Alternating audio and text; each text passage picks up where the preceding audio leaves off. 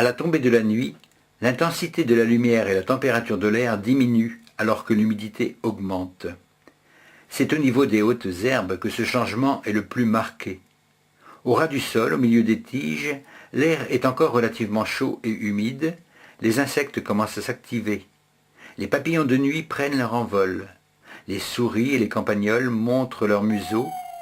Puis tout à coup, une chouette hulotte surgit, volant, dans un grand battement d'ailes totalement silencieux. Elle ne m'a pas vu et je reste immobile, caché derrière les feuillages. Elle me jette de temps en temps le regard de ses grands yeux noirs. Je ne suis pas plus intéressant pour elle que les arbres. Seul lui importent les proies qu'elle chasse à cette heure.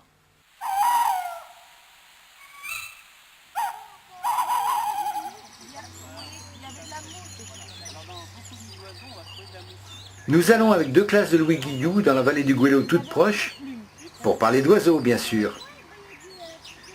Les petites mésanges sont encore au nid, et c'est le moment d'aller constater sur le terrain que ces boîtes en bois percées d'un trou sont bien utiles pour la nidification. Les questions ne manquent pas. Olivier Urvois, notre spécialiste, nous a rejoints. Et si bien que dans le noir, quand elle arrive dans son nid, elle voit où se trouvent ses œufs, ça lui évite de faire une belle omelette. Voilà, tout simplement. Hein, donc c'est une adaptation de sa vie cavernicole. Donc au bout de 15 jours, la mésange bleue, les petits vont commencer à naître. Et ils naissent tous en même temps, quasiment tous en même temps, parce qu'elle a attendu donc pendant 10 jours, je vous ai dit, elle en pondait un par jour, mais elle ne les couvait pas, elle les gardait, je dirais, au frais. Et au bout de 10 jours, quand elle décide d'arrêter 10 bébés c'est suffisant, elle se met à couver pendant 15 jours. Et là, comme ça, ils vont tous naître en même temps. C'est très important parce que si elle en faisait un par jour, ils auraient un décalage entre le premier et le dernier de 10 jours, et les derniers ne pourraient jamais survivre. Ils seraient trop en retard. Ils seraient écrabouillés par les autres. Alors au bout de 15 jours, donc ils naissent tous, et là, les 2 parents, ils ont beaucoup de travail, parce que c'est toutes les 2 minutes, ils apportent des chenilles avec des trous, et pour faire donc leur nid à l'intérieur. Le problème, c'est à l'heure actuelle, dès qu'il y a un arbre qui est mort avec des trous, on a tendance à les abattre, à les enlever, parce qu'on décide que c'est pas beau, ou que l'arbre est dangereux. Donc au fur et à mesure que l'homme également a agrandi ces villes, on empiète, on mange sur la campagne. Et on détruit un certain nombre de choses, et notamment des arbres creux, qu'on considère vieux et donc malades, et on les enlève. Le problème, c'est que ces arbres ne peuvent plus abriter des mésanges. Et donc, des gens comme Yann, ou comme vous faites des fois dans vos ateliers, en fabriquant des nichoirs, on essaye de remplacer des arbres qu'on aurait enlevés par... mais des mésanges, c'est un siècle. Il y aura plein d'insectes qui vont manger les feuilles. Et s'il n'y a plus de feuilles, l'arbre va mourir. Et s'il n'y a plus d'arbres, hein? Il n'y a plus d'oiseaux. Et ouais, nous aussi, on serait quand même bien mal en point hein, s'il n'y a plus d'arbres. Hein. Résultat des courses, il vaut quand même mieux qu'il y ait pas mal de mésanges. Il nous emmène quelques appos. Pas facile de reconnaître le chant des oiseaux. Voilà, donc ça s'appelle un appôt. Appeler un appôt. Donc on appelle ça un... Alors attends, moi je vais demander. On appelle... Se mettre devant l'intérieur parce que ça Voilà, je vais vous montrer comment l'utiliser. Alors, Vraiment, le on bonheur s'en de sert profiter. effectivement, c'est pour Allez. essayer de parler avec les oiseaux. Bon, ça marche pas toujours. Hein, je vais le faire, voilà. Donc là, ici, je vous en ai amené un, vous allez essayer de trouver ce que c'est. Bon, celui-ci est plus difficile, celui-là, vous allez reconnaître tout de suite. Hein. Bon, je vais m'exercer parce que...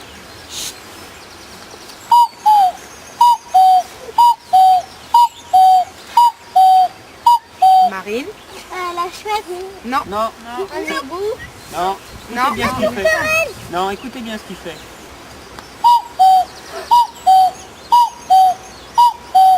Camboté. Non. Écoutez bien ce qu'il fait comme bruit. Attends, vas-y Vous Mathis. l'avez reconnu ou pas là? Vous avez vu quelque chose quand même? Non, pas le pigeon non plus. Pas le pigeon, pas l'hirondelle. À toi. La pie. Non, à toi. Tout, hein. Non, pas le gorge Écoute, bleu, il pas est le connu, garde. il est Non. connu. Attends, toi, je sais que tu dois savoir la réponse. On attend un peu. Écoutez bien ce qu'il dit. Oui, c'est le.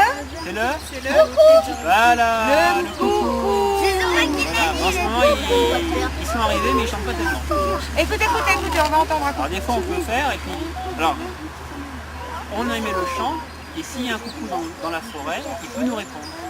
Ah oui, Et c'est pour ça que ça marche. On Après, essaye ça sert bien. On va essayer. on va essayer, mais il faut se taire alors.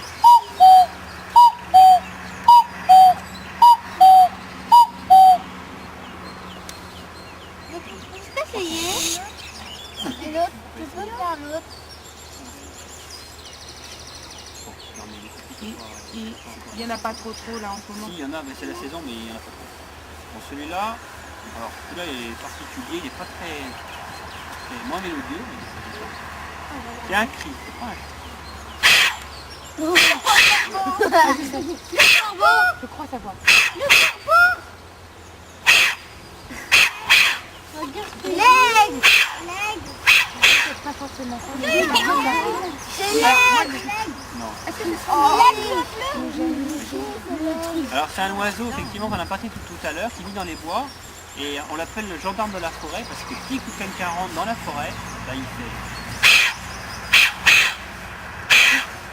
Bien qu'il alarme, il signale, attention, il y a quelqu'un dans la forêt qui rentre. Et les autres oiseaux qui sont autour, ils entendent le jet crier, et grâce à lui, ils savent que quelqu'un est rentré dans la forêt, un prédateur, un homme, un chasseur, un chien, un chat. Et à ce moment-là, tous les petits oiseaux se méfient et se taisent et attendent de voir ce qui se passe. On va le refaire.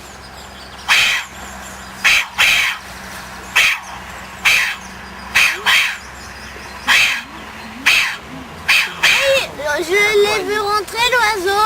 Bah, la maison, ouais, elle doit pas Ah, être... peut-être qu'elle doit se dire, ah, on m'a dit de faire attention, je range au bercail. Alors là, on a un autre. Écoutez. Alors celui-là, Après, on fera un jeu, hein, ils devront reconnaître. Hein. il est plus facile à... Écoutez. Est-ce qu'il y en a dans... Oui, il y en a. Ici, il y en a beaucoup. Alors là, c'est plutôt son cri. Hein. Attends, ça je le reconnais. C'est pas son chant, parce que son chant, ne peut pas l'imiter. Elle chante très très bien. Quand elle se promène, elle fait... Et quand elle n'est pas contente, ça veut dire... je suis un peu inquiet.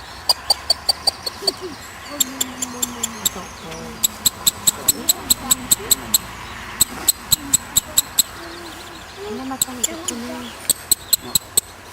Non, c'est pas le rouge, tu sais. C'est la grille.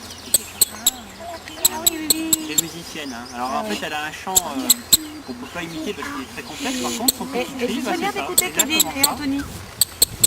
Après, vous allez devoir les reconnaître. Hein. C'est qui celle-là, Anthony? Ça, c'est la grive. Là, elle n'est pas contente. Et là, lorsqu'elle est contente. Alors, la grive pas contente, on écoute. La grive contente. Après, tout à l'heure, on va faire les... Et vous allez devoir... Il y a énormément de gens qui sont passionnés, par cette science. Il y a même des scientifiques qui passent toute leur carrière ou leur vie sur une ou deux espèces à étudier. Hein, donc ça peut aller très très loin. Ça paraît simple comme ça en apparence, en éthologie, mais en réalité, ça peut être très complexe. Et puis ce qu'on n'a pas parlé également, c'est le bagage. Pour savoir où vont les oiseaux, leur âge et tout ça, on les attrape et on leur met une petite bague au fond de la patte. Et on note leur taille, leur âge, et ainsi de suite. Et lorsqu'on retrouve l'oiseau un peu plus tard, soit vivant ou soit mort, on récupère cette petite bague et on peut savoir un peu l'histoire de la vie de l'oiseau. Mais on les attrape comment, les oiseaux? Alors, On peut pas leur faire mal? Ils font du bagage, ils mettent des filets dans ces filets. Avec des filets, ils se font pas mal alors. Voilà, non. Et ils les attrapent délicatement. Et ils... Non, j'ai des n'importe quoi. Soulève le couvercle. Vas-y, regarde, il va un petit peu.